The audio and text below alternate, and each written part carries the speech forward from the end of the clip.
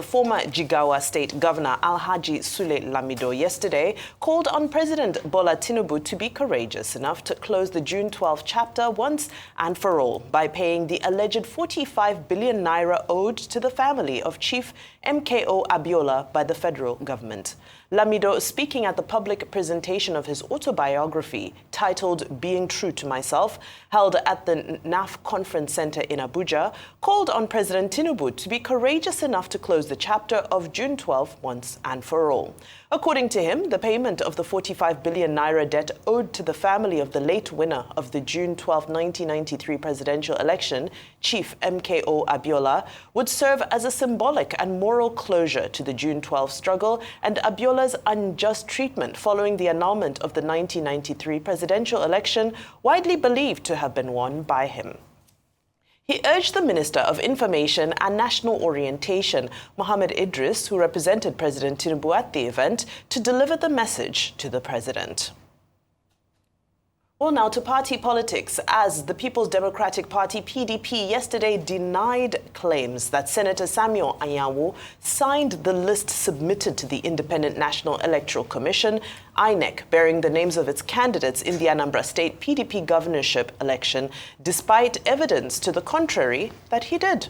Well, disputing claims that Anyanwu signed the nomination forms bearing the party's candidates for the Anambra election, the PDP, in a statement by its National Publicity Secretary, Debo Ologunagba, said the forms were signed by the acting National Secretary, Mr. Shetonji Koshiodo.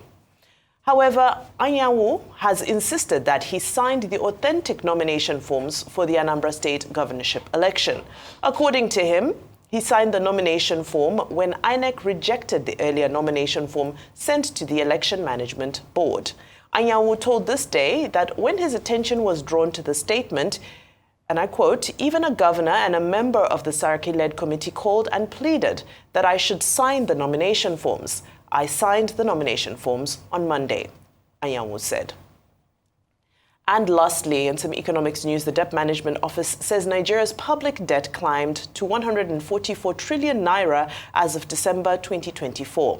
Director General of the Debt Management Office, Patience Oniha, made the disclosure in Abuja during the unveiling of a 300 billion naira Series 7 sovereign sukuk. Arise correspondent Frank Omalape has details. As of December 2024, Nigeria's debt climbed to 144 trillion naira. Despite the country's rising debt profile, the government says it's on a path of sustainability and fiscal discipline.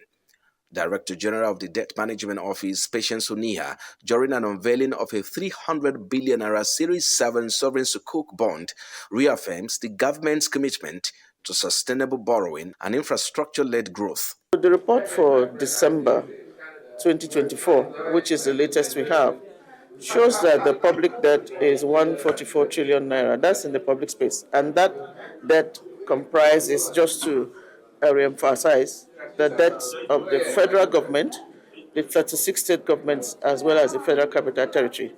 It includes all of the external debt and all of the domestic debt. We are aware that the federal government of Nigeria is interested in filling the gap of the budget deficit, especially the gap that we have in the infrastructure on the roads. And therefore, the federal government of Nigeria in need of fundraising in order to put it into road construction. Since its inception, the federal government has raised over 1 trillion naira through 6 previous sukuk issuances, a move that has significantly boosted capital projects across the 6 geopolitical zones.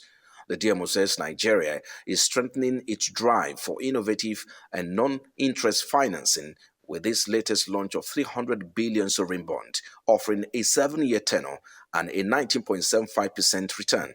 The DMO emphasized that this is part of the government's strategy to fund key infrastructure projects and sustain its development agenda through non-interest financing. When the funds are raised, they're used to finance specific capital projects that are domiciled with some ministries. So we first started with the Federal Ministry of Works only.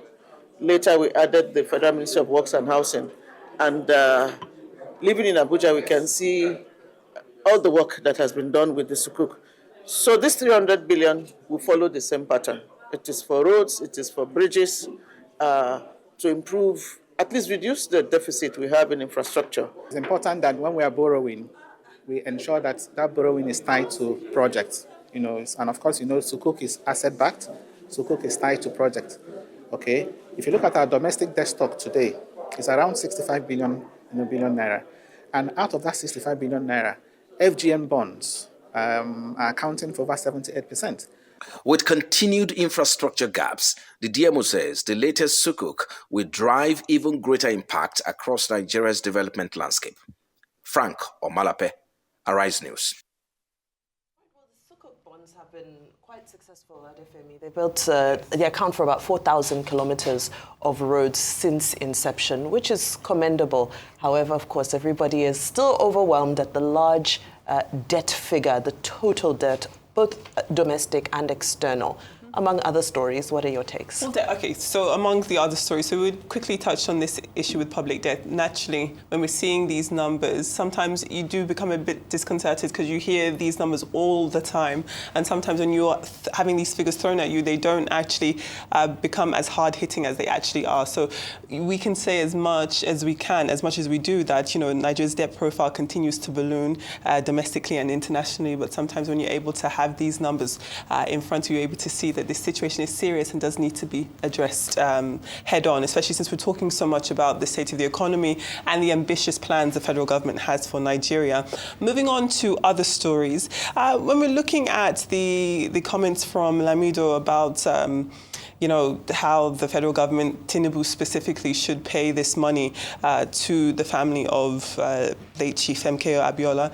I think that it's quite interesting. It does seem as though the people who were alive when this injustice happened have seemingly waited a very long time to get their real feelings over what happened back in 1993 really off their chest. So I do think that if we're looking at how the members of the Abiola family feel, I do think to some extent they could welcome definitely these admissions, first from Babangida himself when he released his memoir, and then with the release of this memoir now from Lamido. It kind of just reiterates the same point that they had been treated unfairly, their father was treated unfairly, and that if we are, as he says, going to put a moral conclusion onto this story, a way to do that would be to repay this debt, which he says is for the execution of some communications contracts. We haven't heard from the presidency or from the Minister of Information, who was representing President Tinubu at the meeting in Abuja yesterday, but it would be interesting to hear what plans, if any, they have to settle the Abiola family and whether they agree with what Lamido has said in his book. And then, just that comment just threw me off of what was our first story that we wanted to take on?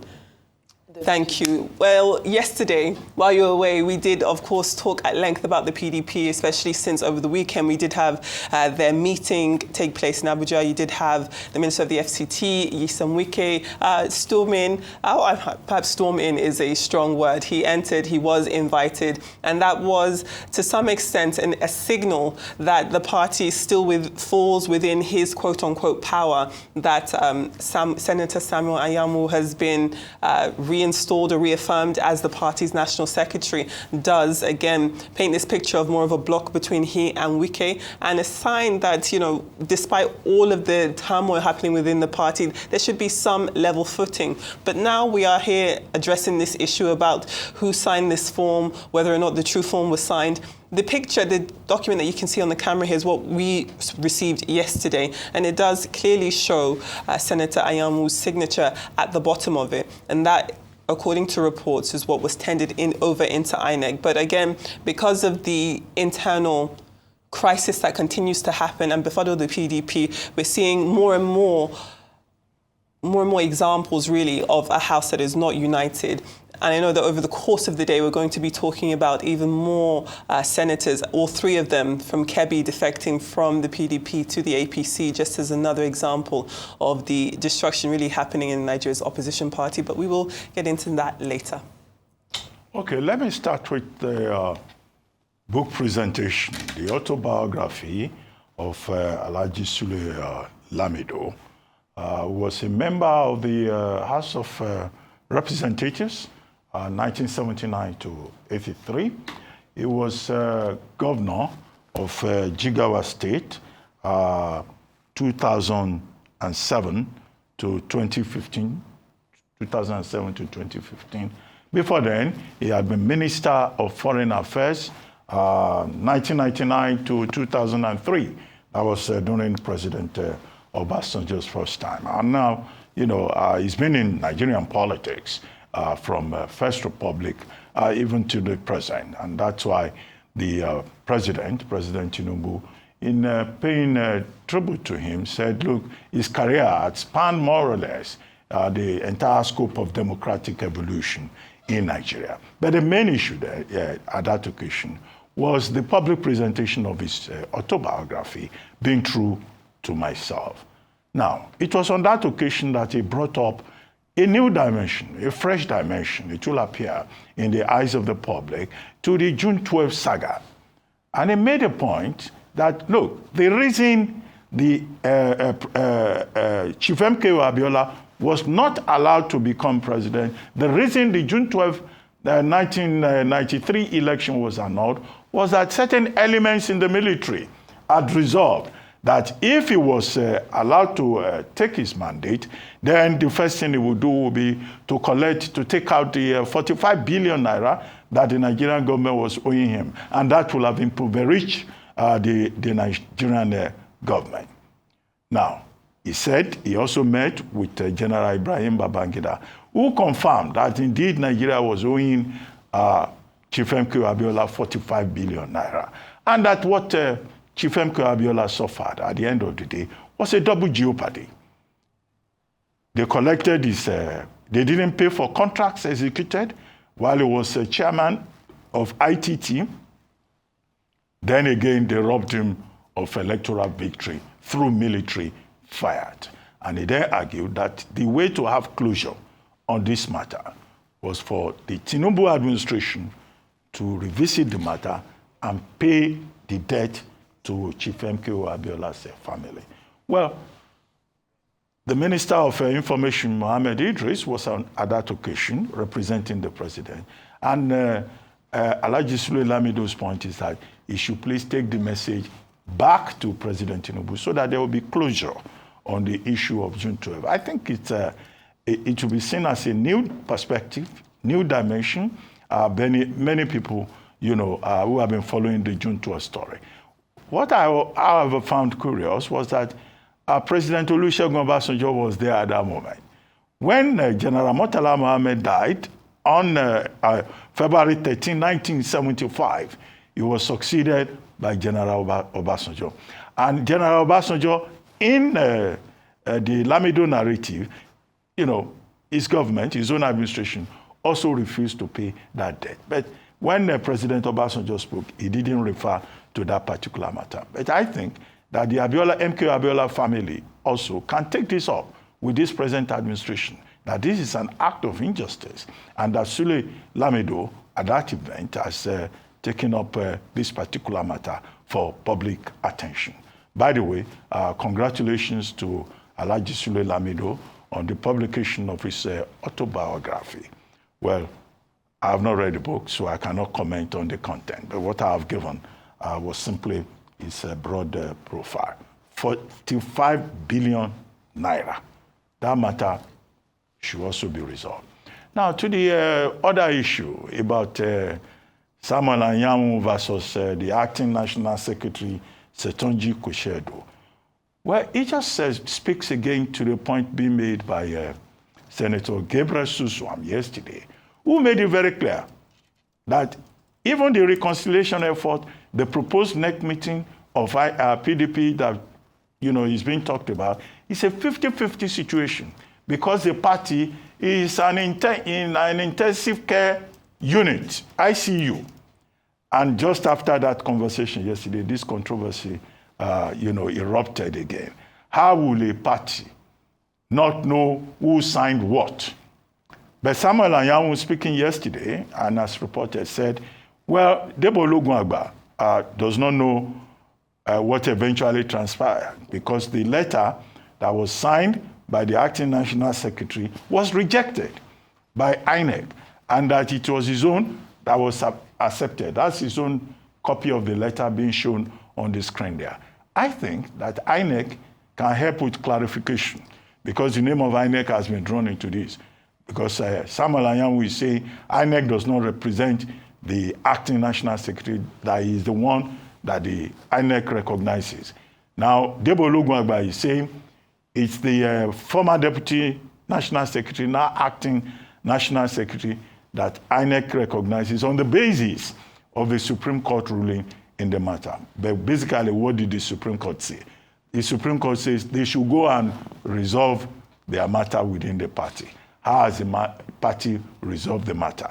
This is the confusion, the conflict, the controversy that Senator Gabriel Suswam was emphasizing yesterday when he said the party is in ICU.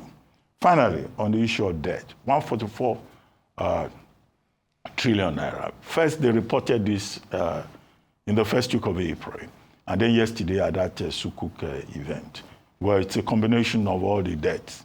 Now, debt servicing is also about 4 trillion naira. So which means that Nigeria is so heavily indebted. Now, this debt that we talk about all the time, there are two things that we always say. That look, it's not as if it's a crime to borrow money, but you have to use that money for productivity, to finance productivity, not for consumption. But unfortunately in Nigeria, there is very poor productivity. And because there's so much, a lack of productivity, that's why we're always talking about fiscal deficit, fiscal stability. The World Bank, the World Bank report that we're going to look at, in one of the sections, the World Bank says the 2025 budget of Nigeria is over-ambitious. Oil price is down to about $64 range per barrel, right? And that benchmark is at in the budget at $75, which theoretician projected that oil price would be about $75 per barrel. Now, in that same budget, the benchmark is that there will be about 2.3 million barrels, production per day of crude oil. I think we barely do 1.5, 1.4, or even lower. So the federal government of Nigeria even has problems financing the 2025 budget. So, which means that the reality of fiscal deficit is a huge one. And now we're talking about 144 trillion.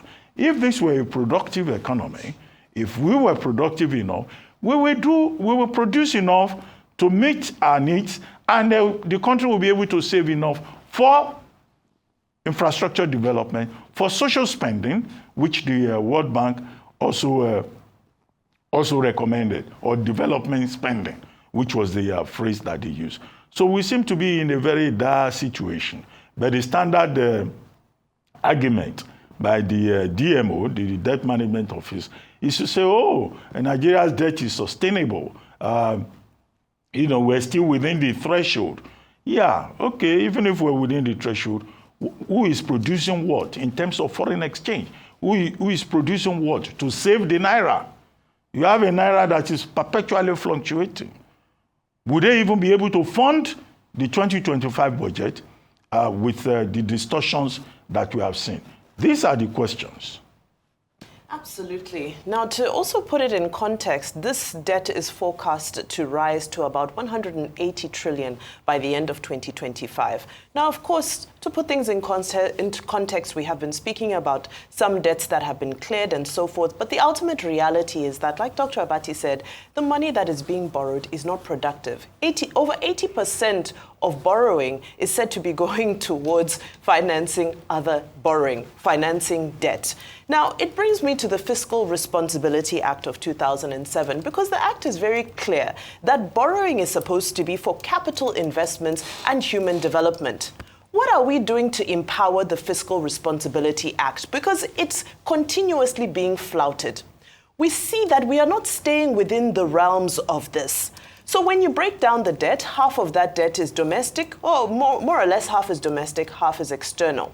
The Sukuk bonds, of course, is something that is being celebrated because it is something that is tied to projects. It is borrowing that is said, you are taking this money for this specific use. And maybe we need more of that because so far in the 6th series, we've seen over 4,000 kilometers of roads being created. What are we seeing from the other debts that we have seen being taken? Of the external debt, over half of that belongs to multilaterals and bilaterals. There are still overwhelming debts with the World Bank. China Exim Bank, we just took about $650 million from them just last week. So the question is, at the end of the day, how accountable are we for this spending? Because it's spending and spending and spending, but how is it translating to the common good? Those are the questions. So one doesn't normally interrogate borrowing if we can see the proceeds of it. But the issue here is that we're struggling to see what the real payout, the real benefit of this extensive borrowing is. Now let's quickly go to the issues around PDP. It's unfortunate now that it looks like the PDP is ready to even jeopardize the Anambra governorship election because these controversies are not productive.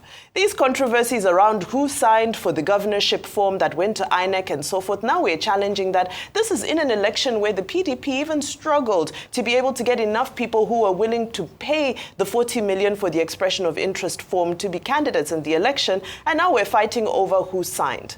Now, of course, we know about the Saraki-led The Way Forward Committee, as it is titled, which they have gone to great lengths to explain that this is not a reconciliation committee, but this is a way forward committee. But now it's becoming obvious that this way forward doesn't seem achievable without reconciliation. They're one and the same thing.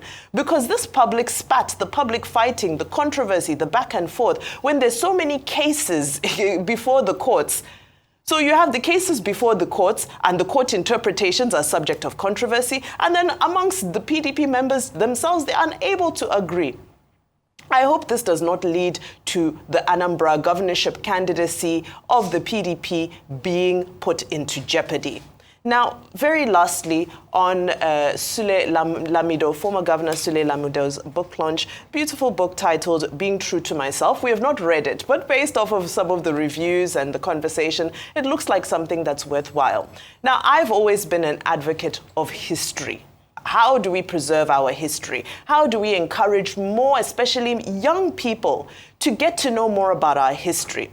Of course, we saw IBB also launched his own autobiography, A Journey in Service, and they are giving us context to the history of June 12th. However, we have to be careful about separating the personal narrative of an autobiography with objective history. Our historians need to get busy with all of these details to ensure that alongside these rich autobiographies that are highly beneficial to society at large, that there is an objective history that is being passed down in history, compulsory history lessons, if I dare say, to young Nigerians so that these details don't get lost. Then lastly, as for the appeal to the president with regards to bringing closure to June 12 and to the case of Chief MKO Abiola, I really do think that it's time for us to look for some sort of an independent Truth and Reconciliation Committee that can bring all of the issues to the table and resolve them once and for all. It's similar to what we saw in Rwanda. Rwanda has a National Unity and Reconciliation Committee. South Africa has a Truth and Reconciliation Committee. And you find that Nigeria has been through so many different events in history, massive events, from civil wars to coups and so forth. And there are so many groups who still feel disheartened, so many groups who still feel shortchanged. And there are reparations that need to be made to various groups so that things can be settled, so that we can move on a level playing field. So I feel that, yes, as much as it is noble to call on the president of the day to do the needful, it's also important for us to have some sort of an independent commission that can look at all of these events in history and settle them once and for all.